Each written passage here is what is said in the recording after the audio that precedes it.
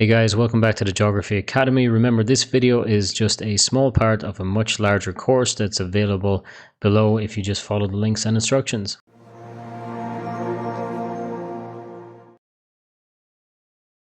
This is Production, Location and Change, Part 3, Manufacturing and Related Service Industries. So for this one, we can think about the different factors that impact the industries. So we can have industries that are based on raw materials. So industries that are based in raw materials are going to function about different areas that are going to dictate then what they make and how they produce things. So they lose mass during production. So if you're using raw materials, for example, like steel, the you're going to bring things like iron ore and have coal mines there. So, for example, you want to reduce the transportation of coal to generate the heat. So, therefore, you're not going to want to transport huge amounts of coal a long distance and then the iron ore a long distance in order to make your product. You want to have them relatively close together. So, this creates then a weight losing industry if you can, before you ship them out, then to go through these processes. Perishable industries then are easily spoiled goods. So dairy farms are a really good example. This might mean then that your distance in which your product can travel or the shelf life is going to be reduced. So you've got to consider that then with that factor. And ubiquitous industries there where it's a widely available resource like water or air, for example.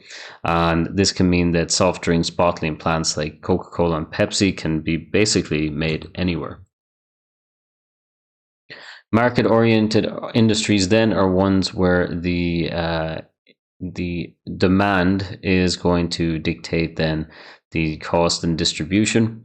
So these are located near the marketplace in order to get it direct to the market when needed. So the market-oriented industries then are going to be influenced by a few different sections. So things like transportation of the final product, so bulk gaining industries. Car manufacturing is a good example of this, where in each stage you could be bringing different products or assembling different parts of the car.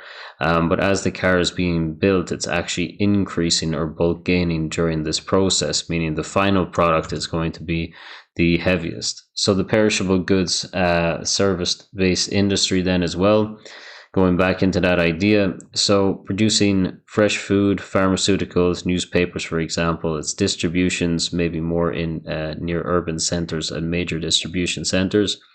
High value, low volume goods. So these are market orientated. We can use the idea of high value, low volume. So it could be something like Apple iPhone or something like that, right? Where you're going to have centers where people are going to buy them and go into the store. So you're not going to find an Apple store in every town, village around the world, but they are going to be in a major urban area and then have a kind of big sphere of influence. They come in to buy the high-end product. Energy orientated businesses then or industries near what we mentioned before, having like coal dependency for heat, or hydroelectric plants direct with aluminium smelting, for example. So Hydro-Quebec, also looking at Iceland as well. They have hydroelectric dams that are built purposefully to produce aluminium. The chemical and petrochemical industries, for example, then located close to the sources of the petrol as well, or the oil. Transport based as well is very important. Then port orientated means you've got to be close to the port in order to ship it around the world. The rail and road access can act as the same thing or as a direct connection to the ports. And air transport dependent industry. So again, we're thinking about smaller products that need quick global transport as well. This definitely happens when you're thinking about the concept of when you're making prototypes as well. So manufacturing industries that deal with prototypes, it's good to have international airports and be able to ship things quite quickly and effectively. So fixed cost then industry is looking at areas, looking at the different transportation costs included. It's the expense that looks into the changes over the spaces. So these costs then need to be really considered when deciding on an industry and a transportation method. So this is the total cost of all the handling, warehouse, loading, unloading, paperwork, documents, transition of goods then between different modes of transport. The line haul cost then is how much it costs to actually send products through an area, right? How much is the cost going to be for that transportation?